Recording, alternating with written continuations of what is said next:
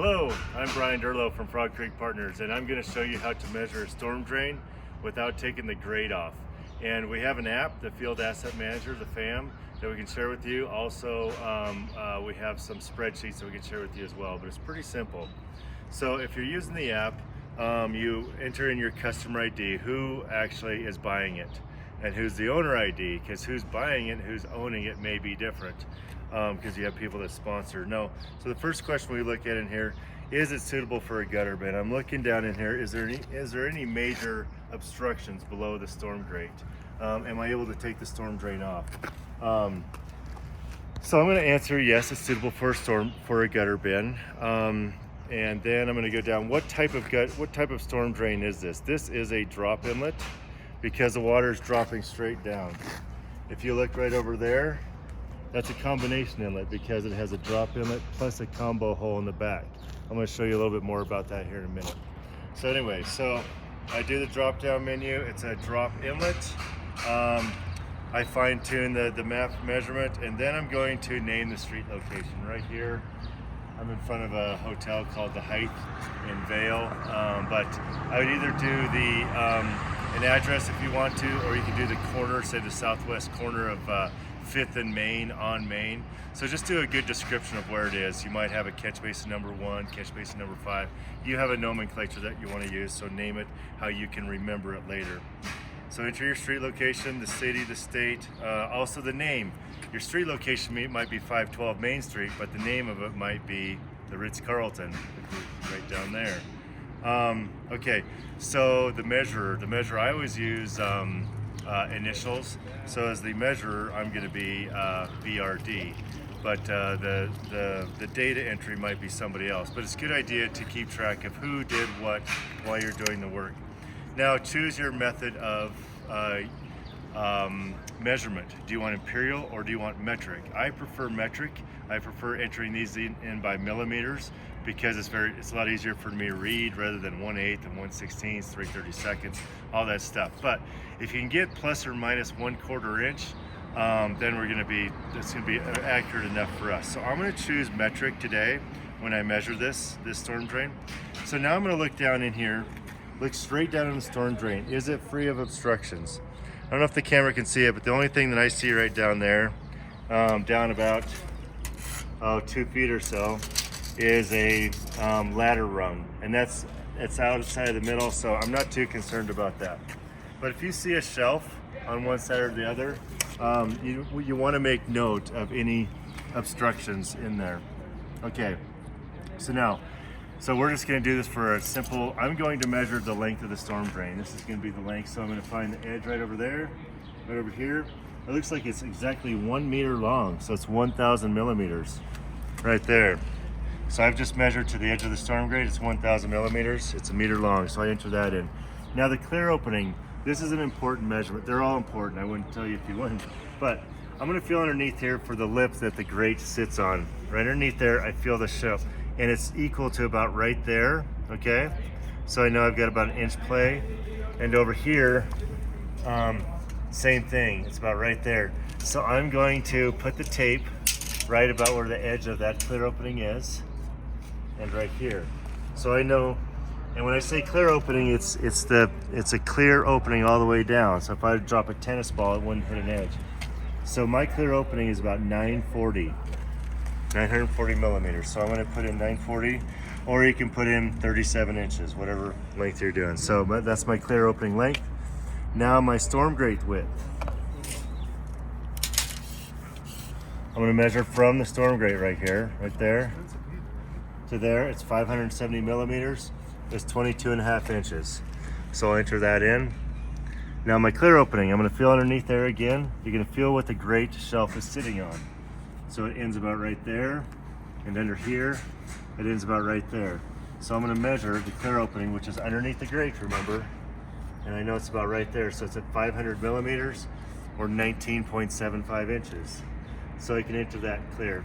Now, what kind of grate is this? Is this a flat or a bent? This is obviously a bent. You can see this small bend right there. It comes down, and I can measure.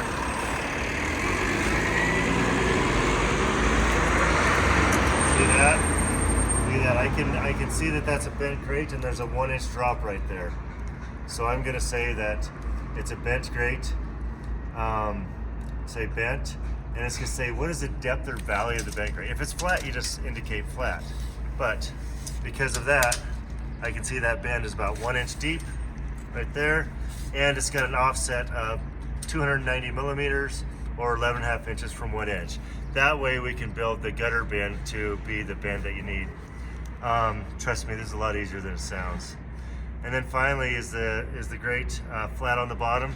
Sometimes these grates have big bows underneath there. This one I can see just by looking at it, it's flat on the bottom all the way around, so I'm going to say yes, flat. If it's not, follow the instructions. The grate thickness along the thickest point of the perimeter. So I just feel down in here, just find the bottom of that grate, 50 millimeters, 2 inches. Most grates are going to be 2 inches thick, I find, but there are exceptions, of course. The catch basin total depth. This is, we need a gutter, we need a storm drain that's at least 20 inches deep, preferably 24 inches deep or deeper to fit the Mundus bag, the filter bag that can hang underneath. This one's quite deep. I don't usually stick my tape in the water that's down there. I just get an approximate total depth. This one's actually about 1 meter deep as well. So, and I'm going to measure every depth, everything off the grate shelf. The grate shelf is what this grate is measured. I don't measure from ground level. I measure from the grate lip, okay? And then finally, if you want to measure your outlet pipe diameter, you can. If you want to measure your top of your outlet pipe, you can. That does kind of matter. We don't want to plug up any outlet pipes or anything like that. Then finally, does it have crossbar support? That's only relevant if you have a combination inlet like we do have over there. I'll show you that in a minute. Does this have a curb box? No, it does not. Any special notes? And then finally, what I want you to do is we need some pictures, okay? There's some important pictures here that I want you to take. If you can take the grate off, that's better. I'm not going to do it today, but having a picture with the grate off is really good. But if you're in a hurry and we're only putting drop inlet frames in, then we don't need to take the grate off. But I'm going to take one picture straight above, fill your frame, okay? Make sure you fill your frame. Yes, that's a good picture right there, okay? Now you can do one with the grate on. We can remove that and take the grate off. Now the next picture is, make sure no traffic is coming, but I'll stand over here and I'll get one in the street looking that way. It just gives me a good idea where it's at. And then a location view. So once you stand over here, I know that I'm going to get a picture of this storm grate. I could get those street signs, that stop sign, and that sign right there, the height. So when there's snow on the ground or leaves or whatever, I know exactly where this thing is located. This location view is important. Now, if you're taking the grate off and you've got some obstructions in there, take your tape and lay it out and take a picture of any obstructions with the tape laying on top of it so you know what's going on so we can plan around that. Now finally, I'm going to talk a little skosh about PPE, personal protective equipment. You want to wear a high-vis vest. The most dangerous part of this job is standing in the street and traffic. Well, you want to have steel-toe boots on. These grates weigh several hundred pounds. Knee pads are really nice. I found these Ergodyne are a very good type. And then these gloves are very good. And finally, sunscreen and hat. I like these measuring tapes that have metric and inches on both of them. A lot of people are opposed to metric here in America, but I'm not sure why. Okay, now we're gonna go over here and just have a quick squeeze at this combination inlet, looking both ways before we cross the street.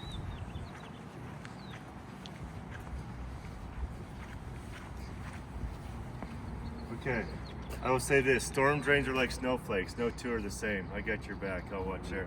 Okay, so the first thing I notice about this, if I'm doing some measurement, I notice it's flat. I notice that the width is a lot less. It's got 460 by 890 on millimeters. I look down in here, there's an obstruction. If you look straight down on this, there's an obstruction down there about 180 millimeters. Anyway, finally, the one thing I want to show you on this is this combination inlet. This has a combo. This has a throat opening. So I'm going to measure this length, which is your inlet opening, which is about 810 or 32 inches. But then there's also, it recedes inside. It's wider inside than it is on the outside. So that's 850. I'm going to mark that down, that width inside, so we can put a diverter in there. All right. So those are the basics on how to measure a storm drain. Make sure you get accurate measurements. If you have any questions, please contact us at Frog Creek Partners at 307-797-7720. And thank you. Look forward to working with you.